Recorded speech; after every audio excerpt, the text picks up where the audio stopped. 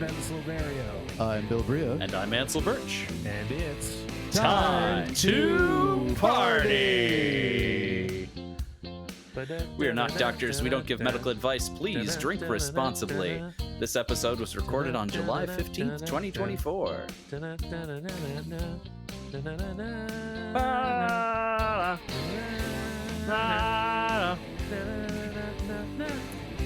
Tabuka. I know you are, but what am I? I'm not good at impressions, guys. That's not why we hired you. That sounds just like your Heath Ledger. I mean, you could easily mistake Paul Rubens for Heath Ledger. Yeah. That's true. They were always getting confused It's with true. one another. Mm-hmm. Those guys, Ethan Hawke, Bill Bria, so all the same guys. You know, I got those scars, Daddy. That was actually really good. Oh my God. Party people, welcome back. Yeah. Yeah. We are coming at you with a new episode of Time to Party. If this feels familiar, you may be having Deja Vu. Whoa! Like the name of the movie that we're talking about this month. That's crazy, bro. That's crazy. Yes. Let that surge through you, Ansel. Yes. As ridiculous as I made it sound, we here at Time to Party have been discussing and enjoying Tony Scott's 2006 movie Deja Vu. But before we get to that, folks, let's talk about our sponsor, Tushy Bidets. Tushy Bidets. Because what you don't want to have is a deja vu. God damn it. God damn it. Wow. And that, ladies and gentlemen, is why they pay Bill Bria the big bucks. There it is. That's why I've won Oscar. Mm-hmm. And a Jerry. That's a non-trademark, like little small O, not Small capital O, small yeah. O Oscar. Yeah, It's actually a kind of snack cake. It's actually, yeah, it's a snack cake. It's regional, intensely regional. It's just to the, yeah. You can't get it outside of Montana. Can't get outside of Montana. I also can't get out of Montana. Can somebody come help me, pick me up? It's because there aren't any roads. That's the problem. Yeah. Well, we don't need roads. I mean, you might need one. You might need at least one. Thanks a lot, Doc Brown. Freaking idiot.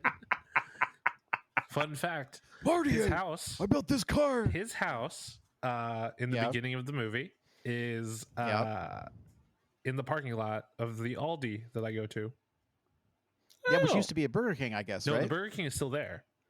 Yes, Oh, it is. It's still there. Oh, that's Oh, yeah. great.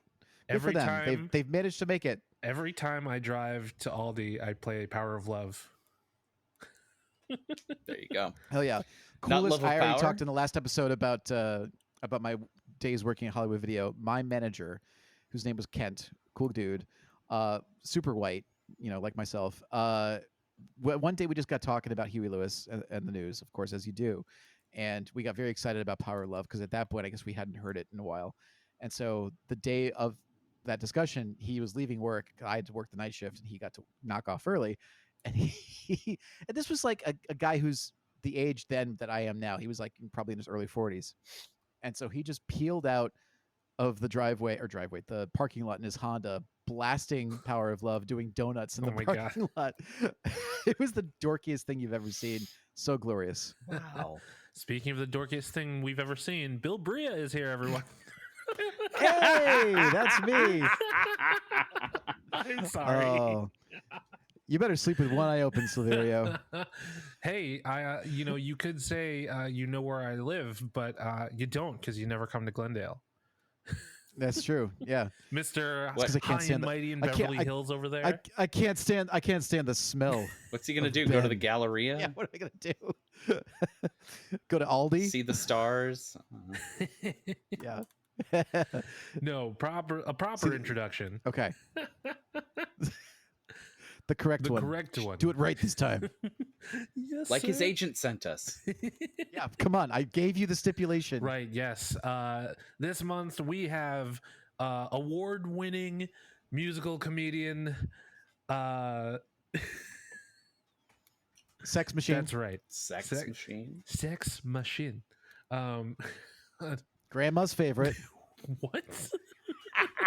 I'll just tell you what's in the Oh, writer, right, man. sorry. We'll tell your siblings. Yeah. Yeah. Your secret father Oh.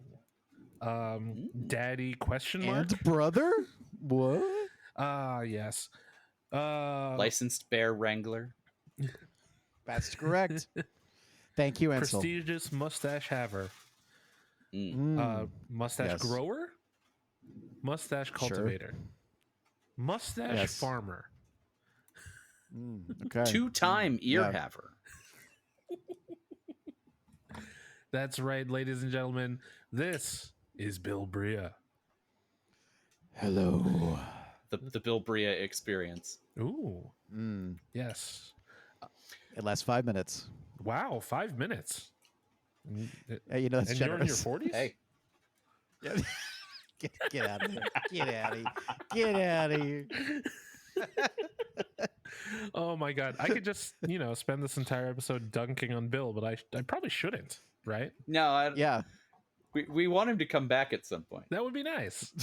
Well, party people, if you're just joining us in the middle of our conversation, if you didn't listen to last week's episode, we're talking about Deja Vu, the 2006 Tony Scott movie starring Denzel Washington.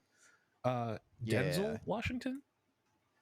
We could say it however we I like. think I he feel like does Denzel's Denzel, yeah. Denzel's a chill dude. Like he's definitely Bill gonna be would okay know. with it. Yeah, I don't know him. Bill lives I've down never the met street the from guy. Denzel. I in probably Beverly do. Hills, so Yeah, I might. it's You never know. Yeah, That's plausible. it's I'm just gonna walk out of the street and start yelling his name, see if Denzel. anybody shows up. Denzel. Careful. I've seen some of his movies. That might end poorly. that's That might be bad. that's very true. That might be bad. Well, yes. if you don't know anything about Deja Vu, our good friends at Rotten Tomatoes tell us the team of top secret The team of top secret program brings ATF agent Doug Carlin. Yeah, it says that. Did AI write AI this? I was going might to say, have this is written why this. AI is not allowed to write stuff. Oh Yeah. God, this is what's ruining our jobs, Bill. AI or interns. I either know it's way. great. Ugh. Yeah. Anyway, they both have the same yeah, IQ. Sure. Oh. Oh, they'll grow up. They'll grow up. The Billy Madison, don't ever grow old. Oh no. Anyway, the team of top secret program brings ATF agent Doug Garland into its midst to capture the terrorists responsible for a ferry bombing that left hundreds dead. Its amazing technology lets the team fold time 4 days backwards and see the madman's movements as he plots to kill a woman who could give him away. Doug realizes that the technology could allow him to do what law enforcement officers dream of: go back in time to prevent the crime. Rotten Tomatoes, what are you doing, bro? Are you okay? Rotten Tomatoes, Should you're we drunk. call It's drunk someone? tomatoes. They kind of covered the bases. I think Rotten Tomatoes did too many of our rules from the last episode. Yeah, that must be it. All right. Well, I mean, I guess that's what the movie's about. Sure. I hope they had fun. Yeah. Well, I'd like to start with Bill. You did touch on this a little bit in our first episode, but I'd like you to revisit why you chose Deja Vu. Yeah. Not to repeat myself. Yeah, Deja because Vu they'll too hear that much. part. So, yeah. Yeah, of course. I part of the reason I chose it was just because I'd recently discovered it because it was one of the rare Tony Scott films that I had not seen growing up. Oh, so even it though was a came out in recent 2006. rewatch that you did where you went through yeah. Tony Scott's Oh, yeah. filmography. Oh yeah. And because I was celebrating the movies of his that I had seen already, as well as wanting to finally touch upon the ones that I hadn't seen. Some of them being stuff like The Fan with De Niro and Wesley Snipes, or unfortunately I missed Unstoppable as well with Denzel and Chris Pine. yeah. So yeah, this was one of the ones that I didn't catch when it was theatrically released and just never came up in the intervening years. And I was so happy to discover it just because of what it means, what I think it means in the larger body of his work, but also in just terms of time travel movies. It's one that I don't see discussed as much. It just feels still like it's a bit of a deep cut. Mm-hmm. So, or at least overlooked. And it's something that I had such fun with for a couple reasons, which we'll get into. But I think that there's a really cool intersection of this movie, both within action cinema, within science fiction cinema, and within even film noir. Mm-hmm. So I think that it kind of fits into a lot of different boxes, and it's something that, even though this was part of like my Tony Scott, revisionist, journey, it's something that I've been discovering more and more, which is, it feels like a gimme to say, but we just have to say, I have to say it. Denzel Washington is one of our greatest actors. I mean, 100%. he is Truly. just so Truly. incredible.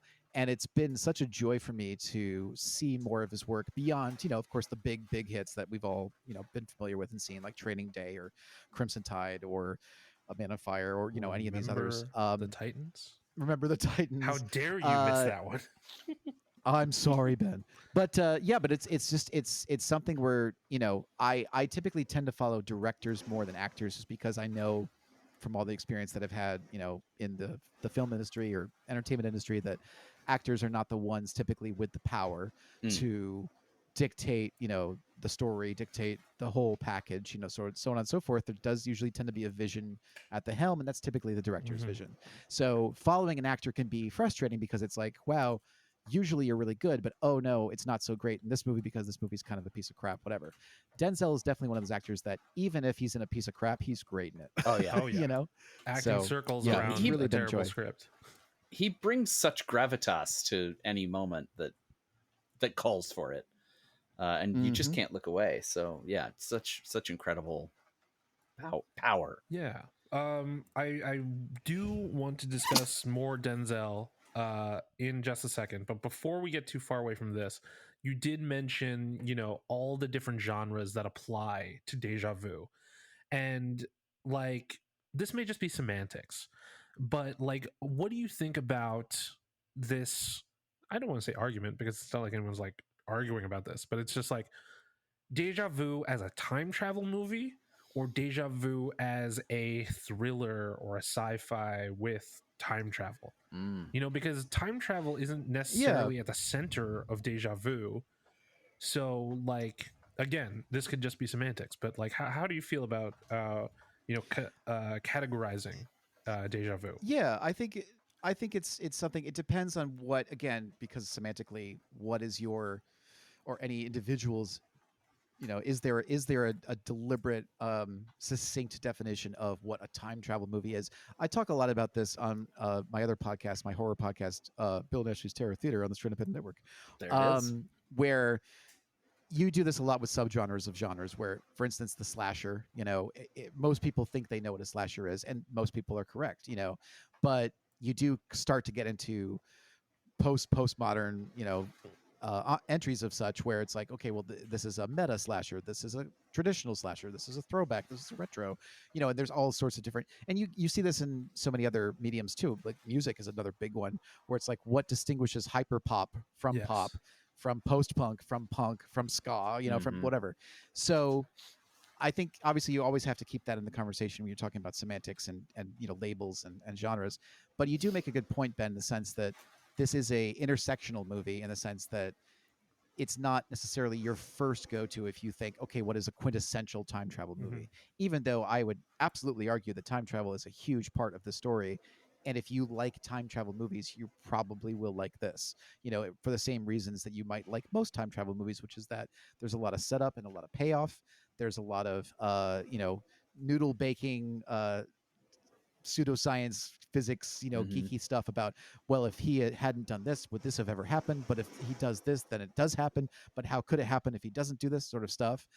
But I think one of the things that was so intriguing to me watching this for the first time recently, which was, I definitely see this on a cinematic spectrum as what must have been a huge influence on Christopher Nolan. Yes. Because his films, Inception, Tenet is another big one, where he wants to get at the same thing Tony Scott was trying to get at with this, which is that to try and ground the genre elements as much as possible, so that it has more of a thriller feel, more of an action movie 100%. feel than, oh, we're going into the dinosaur age and we're going to hunt dinosaurs. The only whatever, difference is Christopher Nolan wants to take 3 weeks to tell that story, and Tony Scott did it in 2 hours.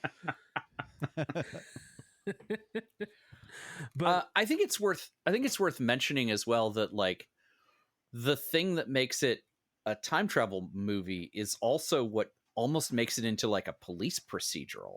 Like it's so much about his drive for getting the solution to the crime that like the thematic elements are almost like next to each other, parallel between the like well, I already said the police procedural and the time travel elements are one and the same. Yeah, I don't know. We hadn't mentioned it. Yeah, no, I think so, and I think that I was saying to Ben when you were investigating your tornado, Ansel. Yeah.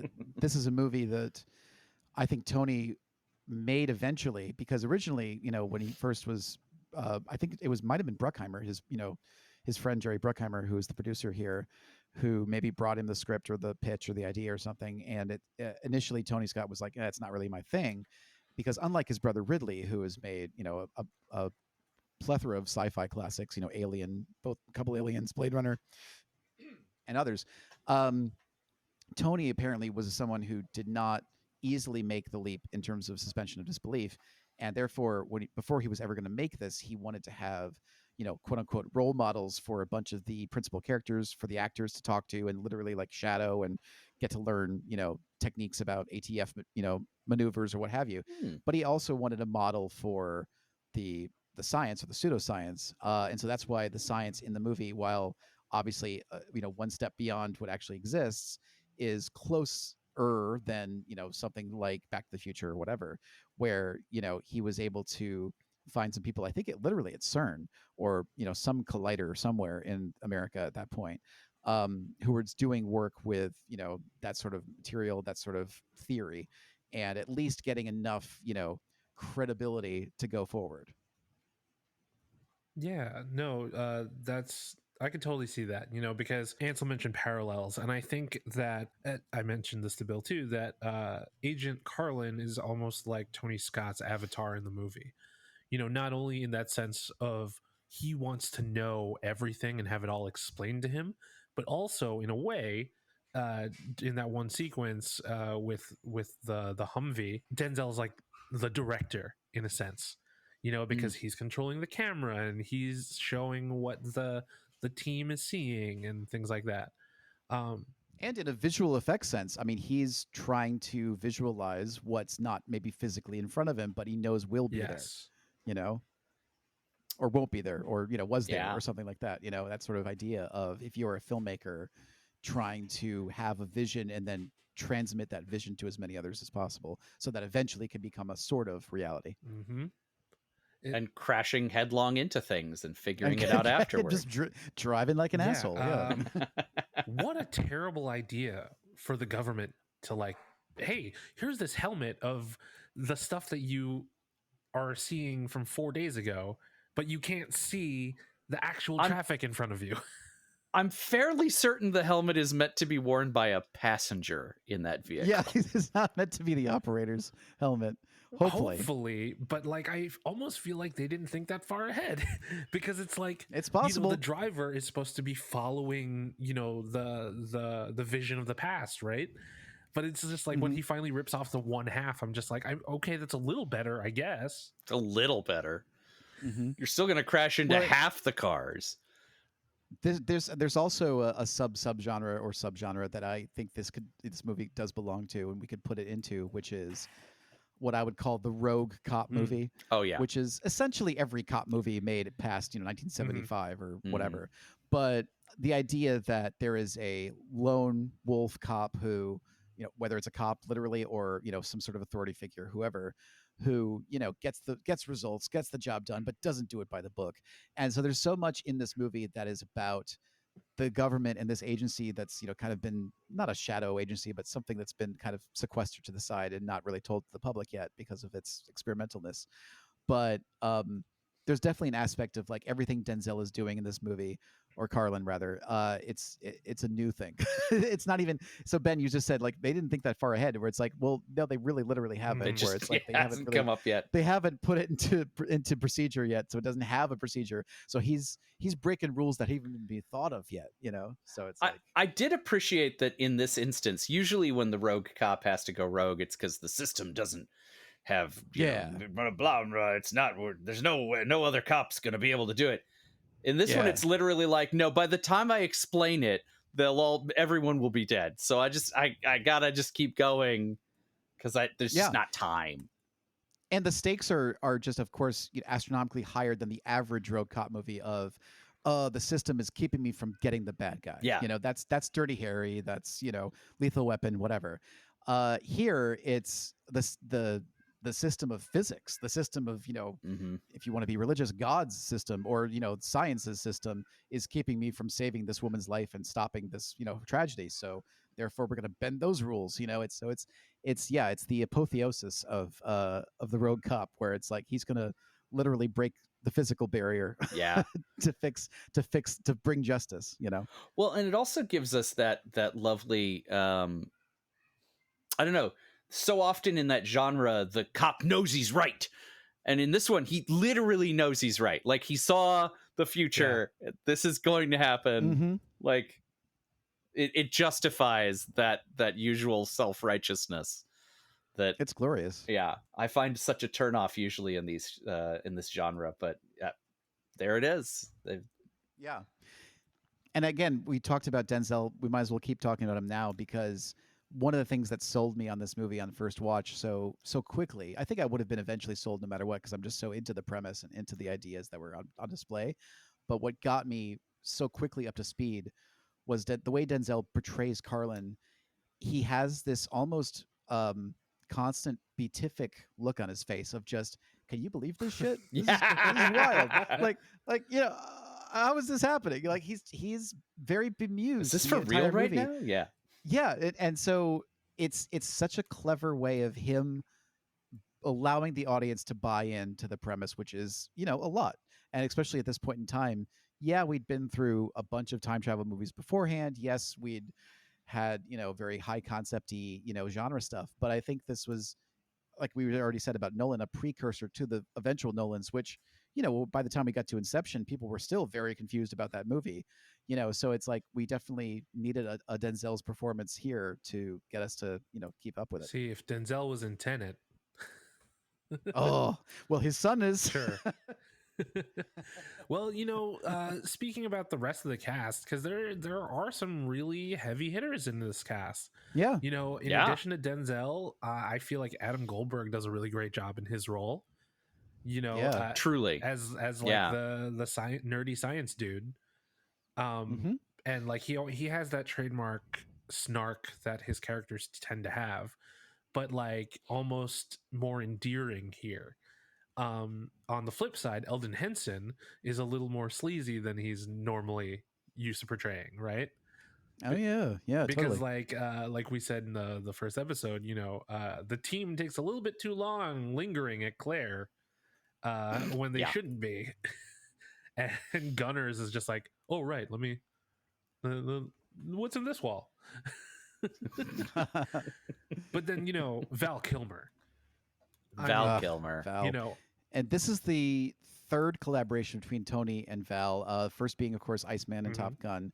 Right. Second being, quote unquote, the mentor, but really Elvis in True Romance. And this would be the third. And it's one of Val's most, I would say, understated performances.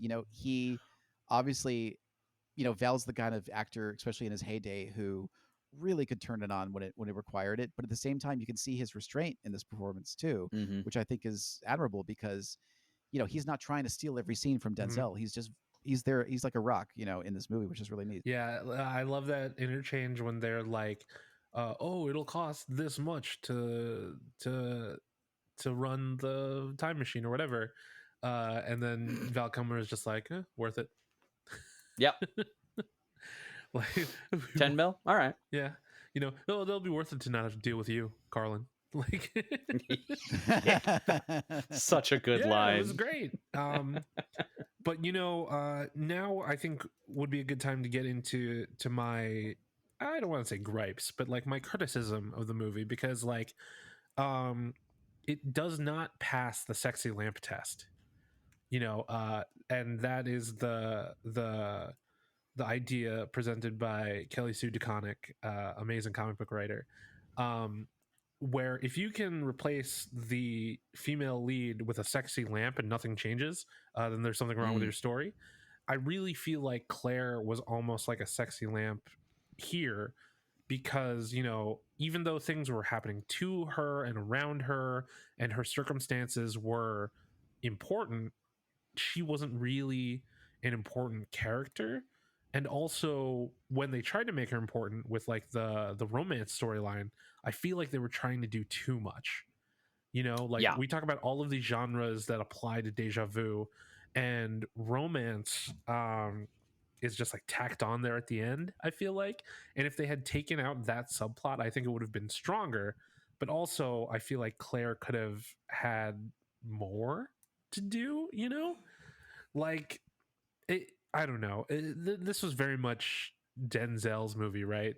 But like, uh, as we saw with Jim Caviezel and Val Kilmer and Adam Goldberg and Eldon Henson and even Bruce Greenwood, like having their little moments. Like Claire had, I guess, a moment when she, you know, pulls the gun on Carlin in her apartment. Like, oh, how did you know all this stuff? But it's like, I feel like if the romance element was taken out, I just feel like it was more half baked than the rest of the movie. Yeah. Well, and I think you could certainly call her character strong and like capable and all sorts of positive things, but motivated you could not call her, because I don't know what she wanted this whole damn movie aside from not to die. Like we don't know what her deal is. Yeah. Right. Well, there's obviously, there's little shades here and there of the father and, you know, Denzel's conversation with him. I'm sorry, Carlin. I know I interchange character names and actor names. Sorry. And then of course there's, you know, whatever. Okay, cool. And there's also, you know, little bits of her character, her backstory in terms of every bit of information that the people are studying when they're looking through her at the window. So this is where the film noir comes in for me, and so this is why I responded so much to this movie, is because the romance angle absolutely 100% worked for me, and I'll tell you why. It's because I figured out while watching, oh, this movie is a 21st century time travel-y, pseudoscience-y version of Laura from 1944. It's an Otto Preminger movie in which Dana Andrews plays a detective who comes to this woman's apartment who's dead at the beginning of the movie. Her name is Laura. And half of the movie is him talking to all the suspects, including a very early Vincent Price role, about who may have killed her and why and what, so on and so forth. Very important element to this film is that there is no body that's been found yet. They just are assuming that she's dead. Turns out she's not quite dead. And so the second half of the movie is she turns up. And so the figure that Dana Andrews' detective has fallen in love with in her absence, thinking that she's a dead woman, is now suddenly quote unquote brought back to life. And now where did they go from there? So essentially Deja Vu is that dynamic of what if it's I guess I think one of the elements of time travel stories that are so compelling to me is this idea of a lost future. You know, this idea of there's something intangible that we know at one point exists or could have existed but doesn't or can't anymore. And this idea that what if we had the power to literally bend space and time to bring that back? And so here it's this woman who, I definitely see your point, Ben, in terms of, you know, her being quote unquote a sexy lamp or idealized or, you know, this object that he has to sort of be motivated by. So certainly there's that element there too. But I think that what makes it for me is the fact that they are allowed to be, for relatively short amount of time, but they are allowed to be a duo in the third act. You know, they are allowed to sort of team up in order to stop this tragedy. And I think what's really compelling to me is, of course, the final moments of this movie where you have a Carlin who does not know her and, you know, only maybe has a deja vu sense. And now it's that dynamic reversed where she's kind of already fallen in love with him because of him from the future that now won't exist, you know? So it's this lovely interchange of emotions and feelings between these two people that are almost, you could say, star-crossed, you know, where it's this, they never would have met if we're not for these extenuating, crazy circumstances. So I think also part of it, I think it's, is that I feel like Denzel is like so much older than Claire. You know, like because Oh, it's funny too because did you guys see a movie that they made together subsequently called Two Guns with Mark oh Wahlberg? yeah, No. And in that movie, they also have a oh romantic my god, relationship, I Paula Patton and Denzel completely forgot Washington, about that. and they even call out the age difference in there. So it's it's something that they kind of acknowledge at that point. But yeah, yeah, it's there. I did note something when I was watching. When I scrubbed through for like extra bits this afternoon, and that is that he says they held hands once, but we never explore what that was about. Oh, because of the autopsy. Yeah, Yeah, yeah, Oh, I did not put that together. yeah, Yeah, yep. okay. All right. And it's that setup payoff of like, yeah, again, for me as a first time viewer of this movie, really having no idea where it was going to go. I was like, why would you hire Paula Patton just to have her die so early and not come yeah. back? I wasn't seeing the future at all. I was just like, oh, that's weird. Okay, I guess it must have been an early role for her. Okay. She had another thing she had to do, so. Yeah. She had to get her laundry done. Yeah.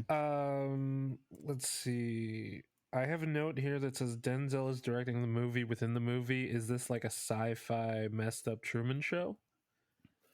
Oh, yeah, I one mean, criticism kinda. I'll make though. Oh, sorry. Oh, that's all I had was, yeah, I think Oh, that's yeah, accurate. yeah, kind of.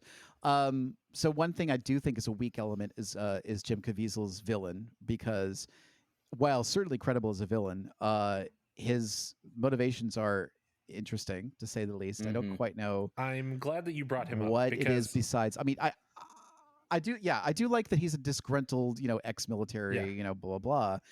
But I do think that there's a missed opportunity in the screenwriting in terms of in the same way that Claire, that's Paul Patton's character's yes, name, right? Yeah, Claire and Carlin have this, for lack of a better term, deja vu about each other, and this shared history slash future that they may or may not have together.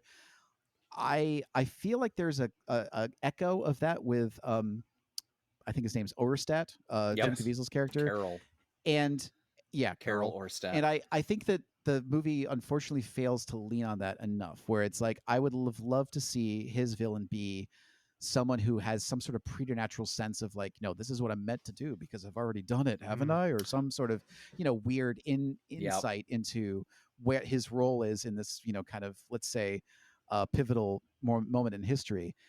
And yet it feels weirdly detached from that. And I don't know why they didn't yeah. lean on that as much. And he did have that whole monologue of like saying how he's the hero in the situation and all that stuff. And I thought it was really interesting because I watched this movie on Sunday, and then Oh, due right. to the Yeah. current events right before this recording, when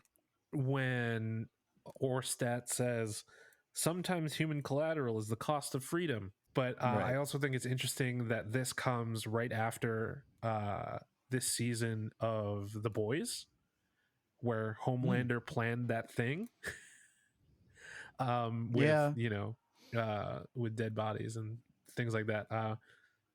Well, let's put this movie in context too, because this was Yes, 2006, so we're not very far removed at all from right. 9/11. I wonder if it was because of the proximity of that event that they didn't want to develop Carol that much because they were like, okay, we do have to have, a bombing that is, essentially the engine of the story. And, I'm sure that they pitched it to advertisers and execs when they were pitching this around, like, no, everybody's going to be saved by the end. Like Mm, the actual bombing won't yeah, happen, Mhm.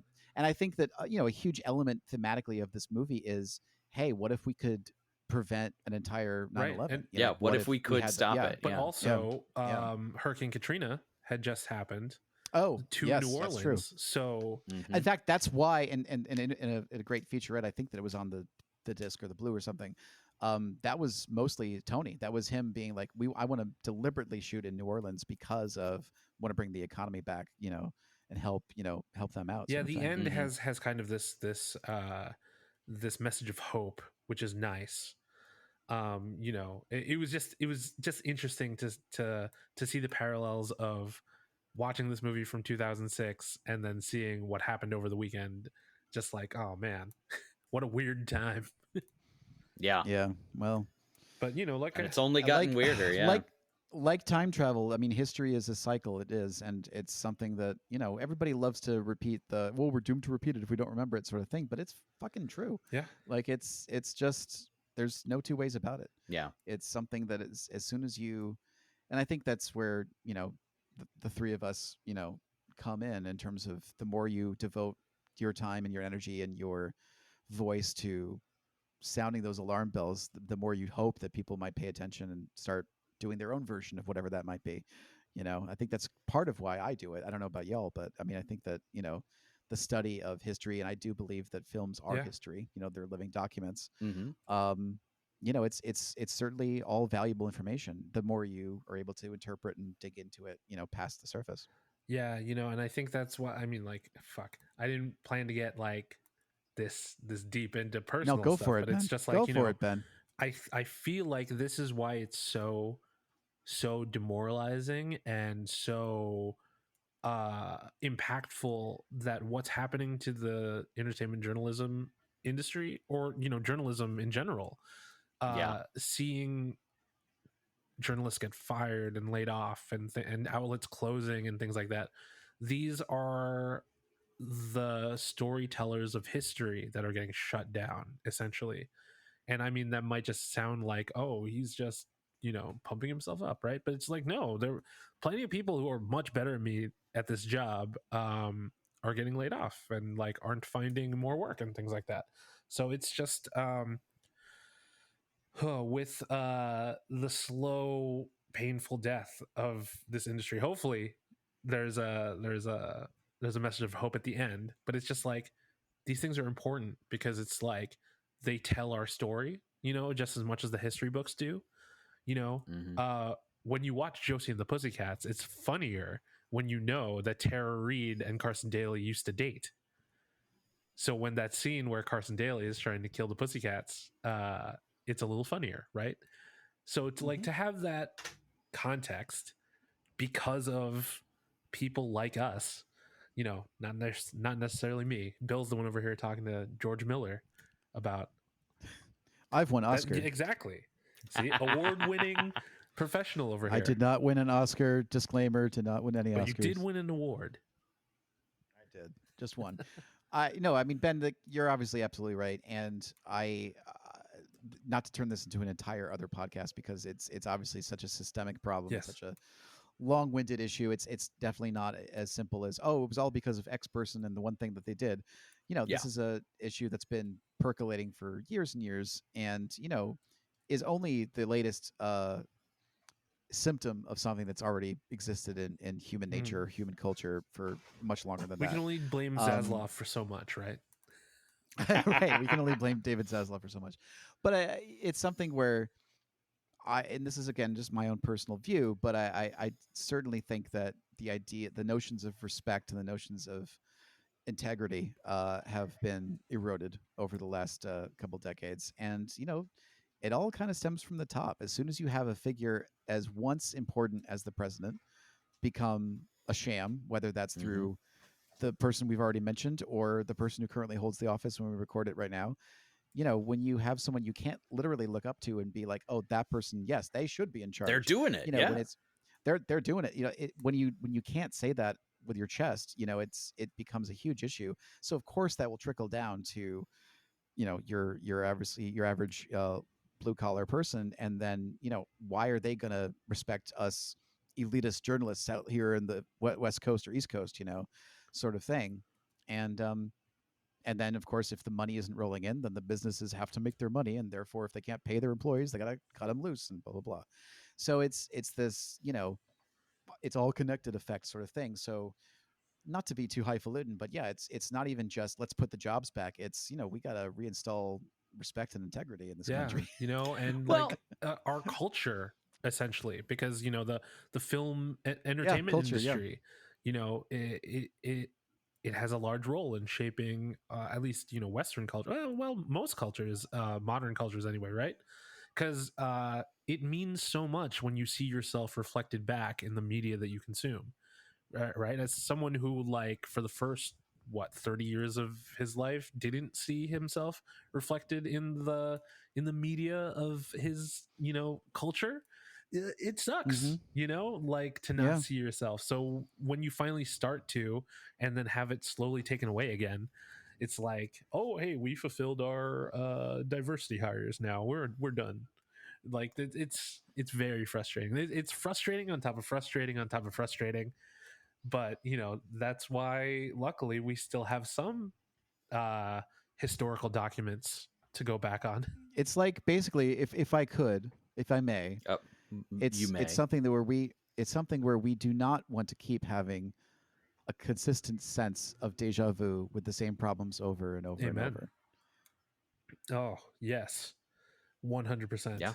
um that was quite a tangent, Ansel. Yeah. I Hey,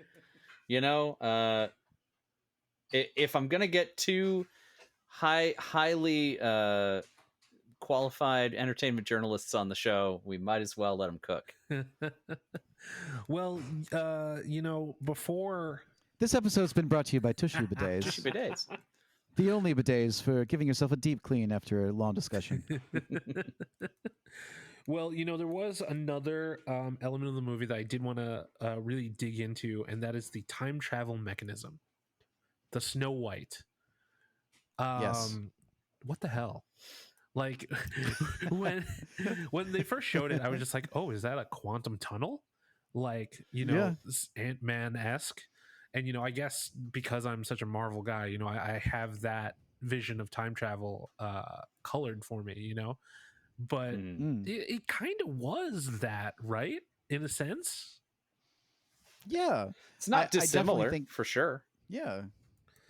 But then, like, elements like 4 days and 6 hours, and it's a constant stream and you can't rewind even though you can record. I'm like, it seemed like some of this could have been a little thought out better, or not explained as much, Mm-hmm. Right. I think the particular, like, constraints that you just mentioned, the 4 days and 6 hours and stuff. I wonder how much of that was the screenwriters saying, "Oh, let's try and give this a ticking clock mechanism, just structurally, Yeah. so that we can have that sort of have that be a constant Ratchet that suspense tension, yeah. element." But also, I think it must have been a way that they could have convinced Tony Scott, in terms of, like, well, look, if this was a pie in the sky, we're just shooting off the dome here, technology, then why couldn't you just go back and forth anytime, any amount of time you wanted, and blah blah blah. As soon as you gave it constraints, it has the verisimilitude, if you will, of, oh, this sounds similar to real technologies which have limits, where it's like, you can do some amazing things, but you can only do them under certain conditions, under certain, moments, that sort of thing. Mm-hmm. So as ludicrous as, like, the arbitrariness of the time constraint might be, I think just having a time constraint might have helped convince him, oh, this could credibly be real, sort Yeah, of thing. because they do mention, like, oh, if we hesitate even just a little bit, like, then we miss our window, like, it just Mm-hmm. seems like 4 days is such a long time, because it's Yeah. like, who's to say Carol wouldn't have gotten away in that time, right? Yeah, but let's go back to the ultimate reverse constraint of that, which is the what do they call it? The Quantum 13 or something in Galaxy Quest? Oh, yeah. Where it's like, that's not enough to do anything. It's enough to fix a single A mistake. single mistake, But yep. single mistake. But yeah, it feels like we're in between those two poles of extremis, where it's like, okay, it's either not long enough at all to do its damn thing, or it's maybe too long, where it's like, well, we have all this time. Well, what are we gonna do? So I think what makes the 4 days work is that it's enough time for them to process what they're learning and still be able to act. Because, like, they Ooh. need that 4 days of lead time to be like, oh, okay, so we've spent 3 days sort of learning about Claire's movements, and we've figured out all this stuff. But now if we send you back, it's like the day. You have no more time. And I think that was probably, if there was anything outside of the, I don't know, general concept or whatever that made them General pick concept. that, it's, yeah. I would wager that it was probably that calculus of, like, how long do we need for him to reasonably build up this fixation and gather all the information and do the field work and get his partner blown up, and God, that's another thing. It seemed like he wasn't that distraught about his partner. I don't know. I feel like he was appropriately distraught for the constraints of this particular movie. Realistically, maybe, probably not. But again, it also, it does that thing that it's always fun to have a time travel story do, which is, oh no, I tried to change the future and ended up doing exactly what it was always going to be. Shit, I made it do the thing. Fuck. Yeah. Was it my fault? Another note that I have here is that this movie oh my god, I can't believe I'm saying this. Everything in this movie happens because the Beach Boys are the bomb. Beautiful. Oh my god. Beautiful. I don't know why I am the way I am. It's funny, since you bring it up, Ben, I'll just opine on it for a second, which is the use of Beach Boys here. It feels reminiscent to me of the way that James Wan loves to use oldies or old songs in his horror movies, in the sense of Tiptoe Through the Tulips and Insidious. Oh, sure. Where it's like it's a keystone oral cue for the audience to be like, oh, it's an old timey sort of sound, therefore there's something ominous about it, sort of idea. Yeah, that's a good observation there, Bill. Well, you made me have it, Ben. Look what you made me do. So I guess there's really one big question left, and I think I know what Bill's going to say, but I got to ask it anyway. It's in the format of the show. It is, right? Is Deja Vu worth your time?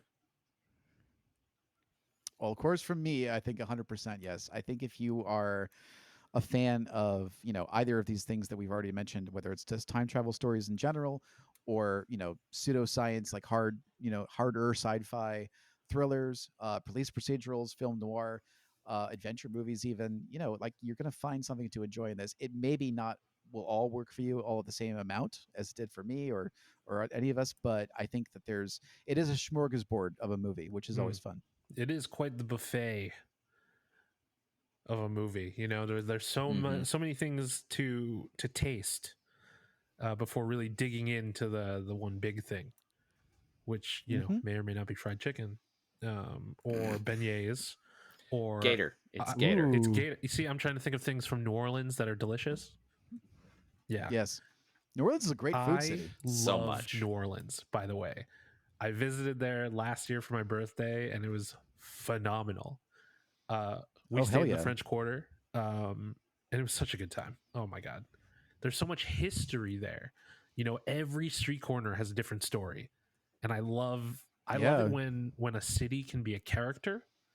I don't think Tony Scott really made New Orleans a character as much as a, he made the aftermath of Katrina a character. There you go. Oh, there you go. Yeah, I think that's accurate. Because you watch some movies and it's like, oh well, London is a character in this movie, like things like that, and it wasn't necessarily the case here, but it was certainly showcased in a great way. Yeah, it wasn't anonymous. It wasn't like, oh, this could have been any city anywhere, blah blah blah. Yeah. This isn't Toronto pretending to be Philadelphia with Brad Pitt running around. Right. It was very clearly New Orleans, which is great. Shout out New Orleans. New Orleans. Yeah. But yeah, no, I agree. I think despite my my light criticisms, I'd say, I still think Deja Vu is worth your time. It is a unique offering in the pantheon of time travel movies, for the reasons that we've gone over. But Denzel is so good. Yeah. I think ultimately, if you're at the level of, I'm just curious where, the Christopher Nolan movies that have become popular have come from, I think this is a great thing to view as a a step in that direction. Or if you just want to see how crazy a premise can get, where Denzel ends up naked inside a little hadron collider. It's like, I mean, time travel thriller is a genre that does not get made often enough, and I enjoyed the crap out of this one. So it's definitely worth my time as well. Yes. Yay. Bill, thank you so much for joining us. This has Yeah. been wonderful. Thank you guys for having me. No, it's a Party pleasure. people and an honor. If you've been listening to the show for a long time, I know that we usually have 3 episodes with the guest, but we have something different planned for next week. So I'm sorry that we're depriving you of an extra episode of Bill, but that just motivates us to have Bill back even sooner. Yeah. Yeah, and I feel like I gabbed enough to make up for it. We so, did you know, record I 2 yapped. hours of audio with him, so I think we're gonna be okay. You guys are going to AI me into a 3rd episode. Never that. Well, I'll cut you together by hand, but There I you won't go. let a robot do that's it. perfect. Yeah, there you go. Yeah, no, that's not for computers to do. That's for me to Yes. do. All right. Well, you can find me on the internet. I'm at bsilverio20 on Instagram, X, Blue Sky, Letterboxd. You know, all that good stuff. Bill. Similarly, I am at Bill Bria, BILLBRIA, on most socials, X, as well as Blue Sky, as well as Letterboxd, as well as Instagram, as well as Facebook. Yeah, definitely check out my authoring page if you're interested in my writing for /film and other outlets, as well as Bill and Ashley's Terror Theater, my podcast that I co-host on the Stranded Panda What about Network. your album? And my album, well, I do have Sam and Bill Are Huge on all streaming platforms, which is about 10 years old now, but that's okay. Hey, Hey, we'll be putting out more stuff hopefully shortly. that's awesome. You can find me at The Indecisionist on all the meta platforms, as well as Blue Sky and TikTok. I should also mention, I feel like I rarely do, you can also find the monthly gaming event that I produce. There you go. At ttrpgpickupcon.com. So check that out. Yes.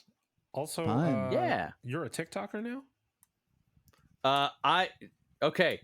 I'm gonna ruin your perceptions of me. You know what I have found? I have success in on TikTok is 30 to 60 second clips of nothing.